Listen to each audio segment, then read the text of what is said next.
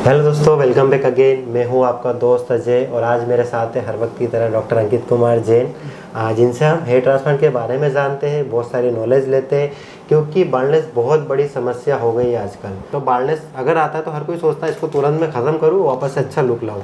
तो hair transplant जो इसमें बहुत ही अच्छे रिजल्ट देता है। तो इसी में से एक सवाल निकल के आता है कि हम ट्रांसप्लांट की प्लानिंग पे तक आ जाते हैं। अगर बाल्डनेस से सर्वाइव कर रहे हैं, हमको बाल्डनेस आ रहा है, हम बाल्डनेस को फेस कर रहे हैं, तो हम हेयर ट्रांसप्लांट की प्लानिंग कर लेते हैं। अधिकतर लोग करते ही है।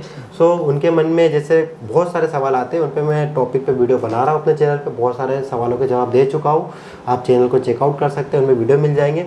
एक और टॉपिक आज हम ले रहे हैं कि हेयर ट्रांसप्लांट की कॉस्ट के बारे में, कि किन किन चीज़ों पे डिपेंड करती है, क्या क्या फैक्टर्स होते हैं। कहीं हम पे कर रहे हैं तो कहीं हमको लगता है बहुत ज़्यादा है, कहीं बहुत कम में हो रहा है। तो क्या चीज़ें होती है जो एक हेयर ट्रांसप्लांट की कॉस्ट को डिसाइड करती है कि हम ज़्यादा तो नहीं पे कर रहे, या फिर किस हिसाब से हेयर ट्रांसप्लांट की कॉस्ट होना चाहिए, या फिर बहुत ज़्यादा महंगा तो नहीं है, और महंगा है तो क्यों है, या फिर बहुत ज़्यादा सस्ता कोई क्यों कर रहा है। तो सर से पूछेंगे कि सर क्या क्या चीज़ें होती है जो हेयर ट्रांसप्लांट की कॉस्ट मतलब उस पर डिपेंड करती है कि हम एक सही पे कर रहे हैं। क्या क्या चीज़ों के हिसाब से कई जगह ऐसा लगता है कि एक ट्रांसप्लांट हमने कहीं पे दिखाया है, उसकी कॉस्ट एक 50,000 होना चाहिए, है ना, बट कोई हमको वो 30,000 तक में करके दे देता है और कोई उसके 1 लाख तक कॉस्ट करता है। तो किस किस चीज़ों पे डिपेंड करता है, और थोड़ा टेक्निक वाइज भी समझाइएगा कि कितना क्या क्या चीज़ों पे, कि टेक्निक के हिसाब से क्या महंगापन इनमें आ सकता है। ये चीज़ें बिल्कुल।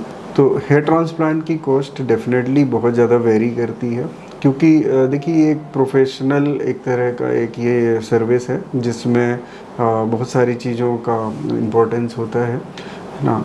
जस्ट ऐसा नहीं है कि ये एक बिल्कुल सिंपल सा प्रोसीजर है कि जस्ट हमें ग्राफ्ट निकालने हैं, लगाने हैं। अच्छा। ठीक है। तो सबसे इम्पोर्टेंट चीज़ तो होती है कि ये सर्जन कौन है, कौन करने वाला है। तो एक तो मतलब प्रॉपर डॉक्टर का क्या क्वालिफिकेशन, मतलब एक्सपीरियंस कितना है। यस। क्योंकि अगर डॉक्टर उसके थ्रू एंड थ्रू नॉलेज नहीं रखता है तो कहीं ना कहीं चीज़ें डिस्टर्ब होने की संभावना रहती है। जैसे कि ग्राफ्ट कैसे एक्सट्रैक्ट करना है, अगर उसमें पार्शियल या कंप्लीट ट्रांजैक्शंस हो रहे हैं तो आपके ग्राफ्ट नंबर कम हो जाएंगे और ग्राफ्ट सर्वाइवल कम रहेगा, जिससे रिजल्ट्स अफेक्ट हो सकते हैं। तो ये चीज़ें हैं। फिर कैसे स्लिट बनानी है, वो नेचुरल एंगल्स कैसे देने, डायरेक्शन, तो वो सारी चीज़ें बहुत इंपॉर्टेंट होती हैं। तो एक डॉक्टर का रोल बहुत इंपॉर्टेंट होता है कि जो आपकी कॉस्ट डिसाइड करता है। आप समझिए कि एक प्रॉपर क्वालिफाइड डॉक्टर होगा तो उसकी सैलरी या उसका एक्सपेंडिचर मच हायर होगा किसी क्लिनिक के लिए, है ना। और एक टेक्नीशियन का एक्सपेंडिचर बहुत कम होगा। ऑब्वियसली वो टेक्नीशियन बहुत कम सैलरी पे वर्क कर रहा होगा, लेकिन उसी प्रोपोर्शन में उसका नॉलेज या स्किल्स भी कम होंगी, क्योंकि उतना लंबा ट्रेनिंग उनकी नहीं हुई है। उन्होंने किसी क्लिनिक पे किसी डॉक्टर के अंदर कुछ 6 महीने साल भर कुछ ट्रेनिंग ली है और उस सुपरफिशियल ट्रेनिंग के भरोसे वो ट्रीटमेंट पूरा प्लान कर रहे हैं। ये फैक्टर तो सबसे ज़्यादा इम्पोर्टेंट होता है जो कि आपके कॉस्ट में वेरिएशन लाता है। बट यहाँ पे कॉस्ट ज़्यादा पे करना आपके लिए हमेशा ठीक होता है, क्योंकि आप एक सही जगह पे इन्वेस्ट कर रहे हो एक तरह से, है ना। जब हम सर्जरी की बात करें तो ऑब्वियसली हम किसी टेक्नीशियन या किसी, है ना, अनएजुकेटेड पर्सन से उस चीज़ को नहीं करा सकते। ठीक है। सेकंड थिंग आती है आपकी क्लिनिक कैसा है, क्लिनिक की रेपुटेशन कैसी है ना। तो जैसे आप एक प्रॉपर रजिस्टर्ड क्लिनिक में करा रहे हैं, है ना, तो वहाँ पे कॉस्ट थोड़ी ज़्यादा होगी, क्योंकि वो सिर्फ आपकी सर्जरी नहीं प्रोवाइड कर रहा, आपको उसके अलावा और भी फैसिलिटीज़ देता है। जैसे कि आपका प्री वर्कअप जो होता है वो प्रॉपर तरीके से कराना, आपको सही गाइडेंस देना, सर्जरी के लिए प्रॉपर प्रिपेयर करना, आपको प्रॉपर कॉल्स आते हैं, फॉलोअप प्रॉपर एक टीम होती है जो आपके फॉलोअप्स लेती है, आपको सही समय पे सही चीज़ें, क्योंकि एक डॉक्टर ही सारी चीज़ें नहीं कर सकता, एक पूरी टीम होनी चाहिए, है ना। डॉक्टर अगर सर्जरी कर रहा है उस समय उसके पुराने पेशेंट्स के फॉलोअप हैं तो वो भी चलते रहने चाहिए, तो है ना। डॉक्टर्स की टीम होती है, स्टाफ होता है, तो इन सब का भी एक्सपेंडिचर होता है। एक स्पेस होता है, जैसे कुछ ट्रांसप्लांट आपने देखा होगा, बोलते हैं एक कमरे में ही सर्जरी हो जाती, वो पूरा क्लिनिक या पूरा एक ही कमरे में चल रहा है, या कोई सैलून है वहाँ पे ही वो बोलते एक कमरा निकाल दिया उसमें सर्जरी भी हो जाती है। तो इस टाइप की, हाँ, प्रैक्टिस में हाइजीन बिल्कुल मेंटेन नहीं होता। दूसरा, वहाँ पे कोई उनकी तरफ से इन्वेस्टमेंट नहीं होता एक तरह से आपको सर्विस देने के लिए बेसिकली, क्योंकि बड़े क्लिनिक इसलिए नहीं बनाए जाते कि वो दिखाने के लिए बड़े हैं, हेयर ट्रांसप्लांट में उतनी स्पेस लगती है आपको, उतनी ज़रूरत लगती है, उतने रूम्स की ज़रूरत होती है कि किस पेशेंट के लिए उसकी प्राइवेसी भी इम्पोर्टेंट है कि भाई उसको हेड वॉश करा रहे हैं तो उसके लिए अलग एरिया है, आपके ऑपरेशन का अलग एरिया है, पीआरपी के लिए अलग एरिया है ना। तो वो सब चीज़ें प्रोवाइड करते हैं, उसमें भी इन्वेस्टमेंट आते हैं, एक्सपेंडिचर। तो बेसिकली पेशेंट की अच्छी सर्विस के लिए होते हैं। आप बड़ा स्टाफ रखते हो, बड़ी टीम रखते हो, एक ही आदमी 2 आदमी मिलके पूरा कर रहे हैं, नहीं, आपके पास एक बड़ी टीम होती है। आपके हर एक पर्टिकुलर क्वेरी के लिए अलग अलग पर्सन है ना। आपकी जैसे अपॉइंटमेंट चाहिए, आपको रिसेप्शन पे अलग एक पर्सन है जो आपको है ना प्रॉपर अटेंड कर रहा है। आपको एक क्लिनिक मैनेजर होता है जो आपको है ना आगे बाकी चीज़ों में गाइड करता है, डेट्स में। फिर एक पूरी सर्जन और टेक्नीशियन की टीम होती है जो आपकी सर्जरी पूरी परफॉर्म करेगा। पोस्ट ऑप के लिए डॉक्टर्स होते हैं जो आपकी केयर लेंगे। पीआरपी के लिए आपके पास प्रोसीजर के लिए टेक्नीशियन या डॉक्टर्स होते हैं। तो बहुत सारा टीम वर्क होता है। तो ये सब भी कॉस्ट लगता है इनमें, इसलिए कॉस्ट ज़्यादा आता है। अभी किसी क्लिनिक में एक डॉक्टर एक असिस्टेंट है, वही पूरा क्लिनिक रन कर रहे हैं, तो आप समझो कि कॉस्ट उनने पूरी कॉस्ट कटिंग करके रखी, लेकिन उसमें एक पेशेंट पे आप ध्यान दे रहे हो तो दूसरे को नेग्लेक्ट कर रहे हो, तीसरे को नेग्लेक्ट कर रहे हो। कहीं ना कहीं ये चीज़ें शुरू हो जाती। तो कहीं ना कहीं यहाँ पे क्लिनिक अपनी तरफ से कॉस्ट कटिंग करके आपको चीज़ें सस्ते में देगा, लेकिन आप सर्विस में परेशान हो जाओगे, है ना। सर्जरी के बाद की भी चीज़ें हैं, आपका सही से इलाज नहीं होगा, सही से दवाइयाँ नहीं एक्सप्लेन होंगी, पीआरपी के अपॉइंटमेंट नहीं होंगे, तो वहाँ पे आपको लॉस होगा। तो अल्टीमेटली काफ़ी चीज़ें डिसाइड करती हैं कि जहाँ पे ये है। तो ये सारे फैक्टर्स हो गए। फिर उसके बाद उस डॉक्टर का एक्सपीरियंस, उस टीम का एक्सपीरियंस कितना है, उनकी रेपुटेशन कैसी, उनके पुराने पेशेंट्स के रिजल्ट्स कैसे हैं। अगर वो अच्छे हैं तो ऑब्वियसली वो एक डिसेंट चार्ज आपसे करेंगे, और जिनके जो रिजल्ट्स ही नहीं दे रहे हैं, बस सर्जरी करते जा रहे हैं, रिजल्ट्स ख़राब आ रहे हैं, तो वो कभी भी अपनी चार्जेस जेन्युइन नहीं लेंगे, वो सस्ते में कर देंगे। तो कॉस्ट कटिंग ऐसे ही होती है। किसी टेक्नीशियन टीम से उनको 8-10 हज़ार रुपये आप पे करो और आप 30 हज़ार रुपये भी ले रहे हो तो 20,000 का प्रॉफिट ही आप कमा रहे हो।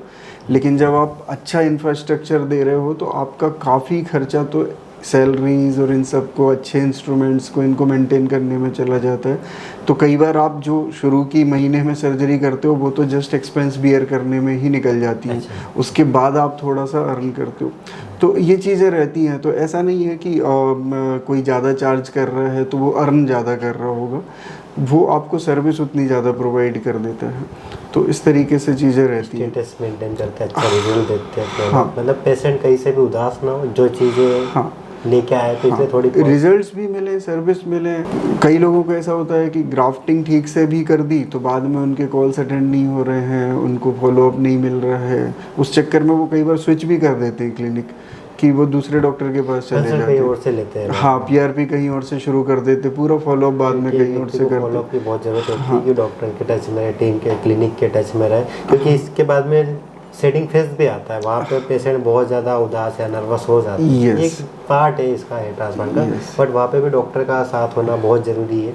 इसके बाद लास्ट पार्ट जो बचता है वो इंस्ट्रूमेंट का होता है। हाँ। कि अभी जैसे आप एक स्किल्ड डॉक्टर के पास जा रहे हो लेकिन वो बहुत बेसिक इंस्ट्रूमेंट यूज़ कर रहा है, तो वो आपको थोड़ा सस्ता दे सकता है क्योंकि उसको इंस्ट्रूमेंटेशन का कॉस्टिंग बच रहा है, ठीक है।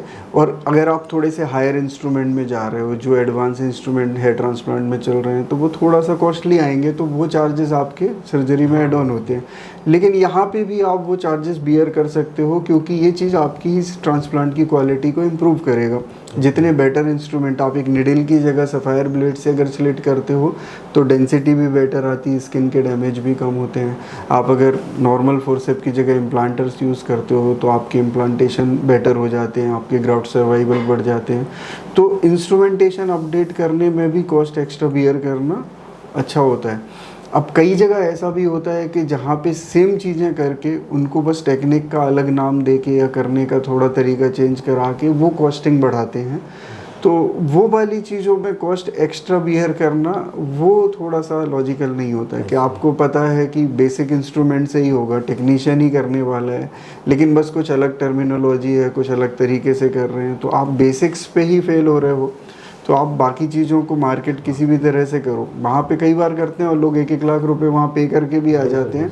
बाद में उनको समझ में आता है कि नहीं, वहाँ पे इतना पैसा लगा दिया और वहाँ पे डॉक्टर ही नहीं था, उससे तो बेटर था कि आप एक अच्छी जगह जाओ जहाँ डॉक्टर है, आपको सही इंस्ट्रूमेंट सही कॉस्ट में मिल रहा है।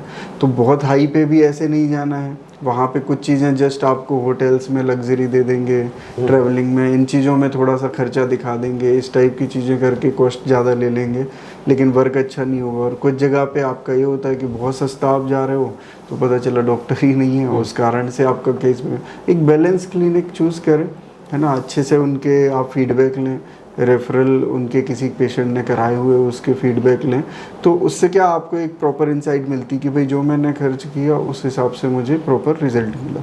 ओके, सो ये सारी चीज़ें आपको ध्यान रखना है। और जैसा कि सर ने बताया कि अगर बहुत ज़्यादा सस्ता हो रहा है तो वहाँ मतलब कुल मिला के हमको ये देखना है कि एक अच्छा क्लिनिक हो जहाँ पे सर्जन का नाम आपको देखना है कि सर्जन है कि नहीं है, ट्रांसप्लांट सर्जन क्लिनिक में वो सारी चीज़ें है कि नहीं, सर ने जो बताया वो मेंटेन कर रखा है कि नहीं, तब जाके। नहीं तो ऐसा नहीं कि बहुत ज़्यादा सस्ता कोई बता रहा है, वहाँ पे क्लिनिक ही ना हो, डॉक्टर ही नहीं अच्छे हो और आप वहाँ पे से भी नहीं कराए। और जैसे सर ने एक और चीज़ भी बताई कि अगर कोई बहुत ज़्यादा कॉस्ट आपको ले रहा है तो किस चीज़ का ले रहा है, ये भी देखिए। टेक्निक वाइज सर ने बताया है कई 20 रुपये ग्राफ्ट या 30 रुपये ग्राफ्ट या 50 रुपये ग्राफ्ट, तो क्यों ले रहे हैं टेक्निक वाइज, मतलब उनके पास क्या चीज़ है। सर ने बताया कि अगर एडवांस टेक्निक में जा रहे हैं तो इक्विपमेंट वगैरह जो उनकी चीज़ें यूज़ होती है वो एडवांस है कि नहीं, इस कारण से कि सिर्फ वो टेक्निक को कुछ अलग तरीके से बदल के कर रहे हैं, सिर्फ कि सीधे की जगह उल्टा लेटा के कर रहे हैं आपका हेयर ट्रांसप्लांट, है ना। मतलब उल्टा लेटाने की जगह सीधे बैठा के कर देते हैं, बैठा के हम ग्राफ निकालेंगे और लगाएंगे और इसी के नाम पे आपसे ज़्यादा पैसा ले रहे हैं। तो ये चीज़ें आपको ध्यान रखना कि अगर कॉस्ट बढ़ा रहे टेक्निक वाइज तो उसमें क्या चेंजेस आ रहे हैं, कुछ चेंजेस आ भी रहे कि नहीं आ रहे, सिर्फ सर्जन जो करने के तरीके को बदल के जो है वो आपसे कॉस्ट ज़्यादा ले रहे, तो इससे भी आपको बचना है। और बाकी कोई हेल्प लगे तो मैं हूँ ही आपके साथ में, आप मेरी हेल्प ले सकते हैं। मैं आपका एक अच्छा क्लिनिक सिलेक्ट करने में आपकी जो भी हेल्प होगी ज़रूर करूँगा। और डॉक्टर अंकित कुमार जी का हम थैंक यू कहना चाहेंगे कि सर के पास काफ़ी सारा वर्क होता है। जैसे सर बहुत ओटी से निकले, ओटी जैसे पेशेंट की सर्जरी कर रहे हैं उसके बाद में जो है सर का जो है ओपीडी भी रहता है। सुबह सर लगभग 8 बजे से लेके रात की 8-9 बज जाती है। सर को इतनी बिजी लाइफ होने के बाद भी सर हमको समय देते हैं, इसके लिए सर का बहुत सारा थैंक यू सर। और आप इसी तरह से हमारी हेल्प करा कीजिए ताकि जो भी ट्रांसप्लांट की प्लानिंग कर रहे हैं उनकी मदद हो सके, उनको सही जवाब मिल सके और एक अच्छा डिसीजन ले सके। ठीक है, बाकी सर से प्लानिंग कर रहे हो हेयर ट्रांसप्लांट की कि सर से कराना चाहता हूँ मैं, तो नंबर मेंशन कर दिया है, जो भी हेल्प लगे ले सकते हैं। ओके दोस्तों, थैंक यू सो मच। मिलता है आपसे एक और नए वीडियो में, तब तक के लिए बाय बाय, टेक केयर।